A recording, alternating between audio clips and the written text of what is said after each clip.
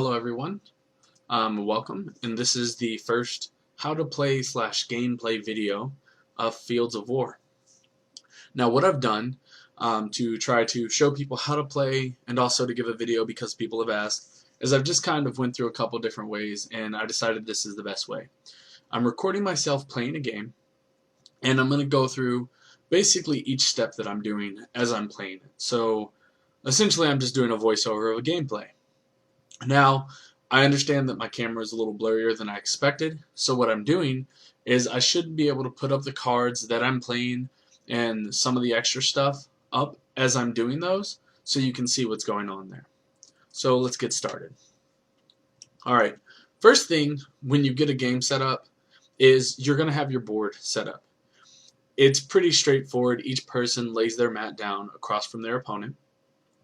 And you'll see here each player has a set of dice, a life bar which will be attached to the map but I'm moving, and 18 units. And I'm going to point these out here real quick so you can see this. You'll see me do hand gestures, but that's because I was recording and now I'm doing a revoiceover. So 18 units, a life of 750, 2 dice. The 2 dice are not necessary, but it helps because you like to roll dice. You only really need 1 per person. So, and it just shows we'll roll to see who goes first. So as the game gets started, whoever is determined to go first will choose a card to play. On the cards, this is noted as a fan. When you place these cards, you'll notice I place them within the squares. The cards have in the top right corner a value that is what they cost. You have 200 points a turn, so these cards cost this amount, which allowed me to play them. After I played the cards, then I go into my movement phase. Movement is pretty simple. You have 50 movement a turn unless something says otherwise. So you can see here, I'm counting out my movement and I'm making sure that I get the maximum movement that I need. There's a little bit of strategy in here and I'm kind of, since I'm playing against myself, I'm playing a more challenging game or trying to. However, I forget some things because I'm going so fast. But you see, as I count out the movement, something to take note is after you've moved a piece, there is no taking back that movement. So once you have taken your hand off of it, you're committed to that movement. So now I've done my movement and I will pass my turn because I don't have any attacks. Here I'll be copying the same process. Let me make note of some things. The first person to go does not get to cross the rift. The rift is that middle point in between the boards, the 2 black bars. You'll notice that I can't put cards on top of that. Because of the space, it is actually not counted as a space. And you'll see me move some units up into that point. Now crossing over counts as 1 movement. You don't count the black space in between. So, like I said, I'm going through the process of making my movements. I've played the card and now I'm just trying to maximize my movements. I'm setting up for an attack, which will be the next phase after movement. Whenever you attack, you're always going to do it from your left to right, bottom to top. That's counting columns first and then going up the columns as you make your way to the right. So in this case, I'm showing who attacks first. Now, I pointed to the green and the red. That is the attack is the green and the defense is the red of the basic units. Right now on the board we only have the basic units. So I take my 50 plus whatever I rolled on my dice, compared it to my defender, in this case the blue, and whatever he rolled on his dice. So we have 50 and 50 plus the numbers we added, and it shows that I had the victory on the orc side, or the red side. Now I go to the next combat. I moved over, I declared my attackers, and then we each roll a dice. Obviously in this situation I'm rolling both dice because I'm playing by myself. Now I lost that combat, so now I go into the next combat. Notice that when attacking, the number is the total. There is no damage over time when it comes to combat.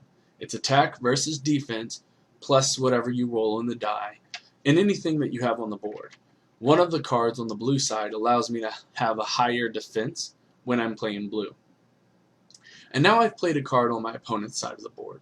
This is from the blue side. Notice that when I'm placing the cards, if I play a card, it's reading towards me.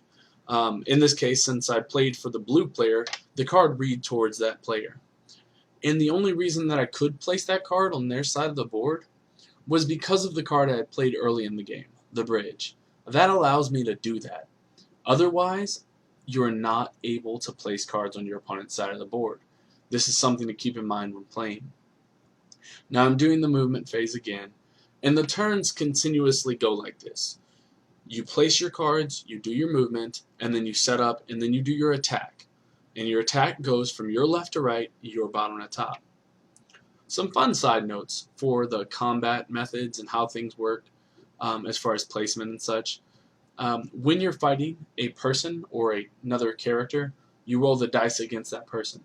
However, if you wanted to destroy their card, which I kind of forgot to do in this scenario, but if you wanted to destroy the card, you would attack the card, but it would have to be empty.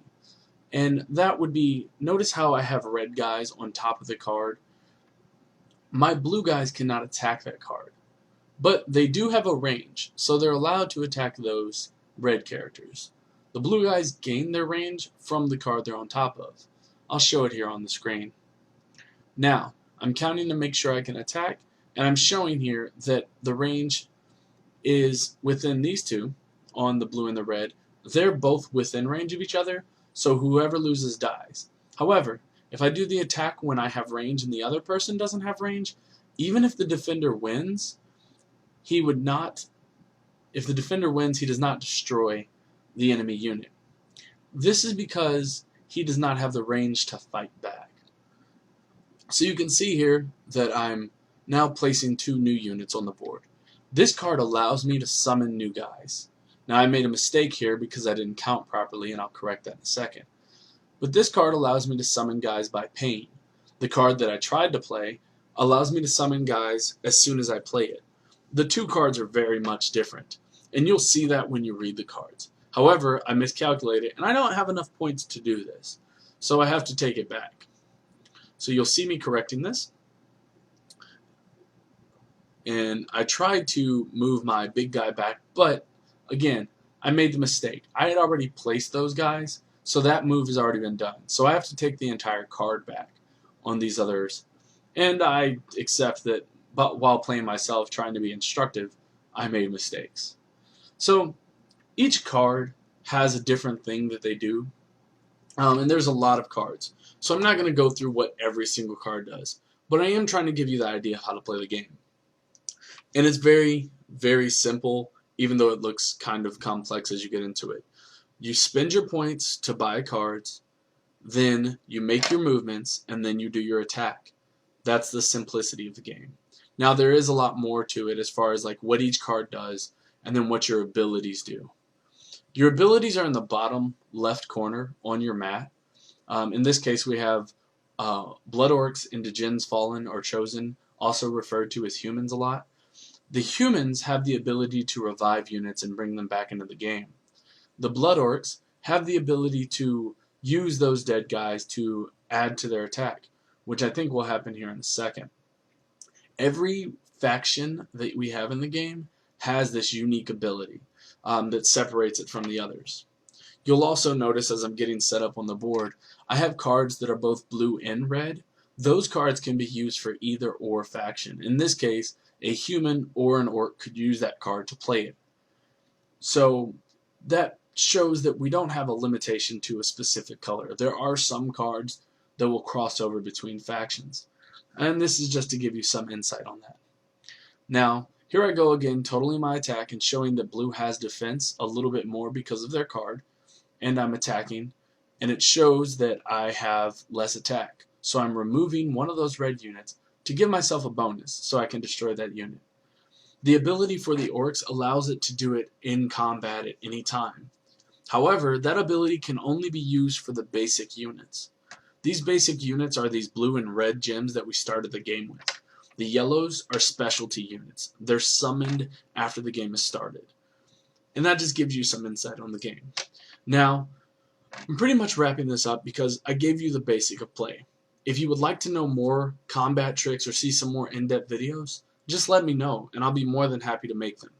Thank you for watching, and I can't wait to have everyone out there playing Fields of War. Bye-bye.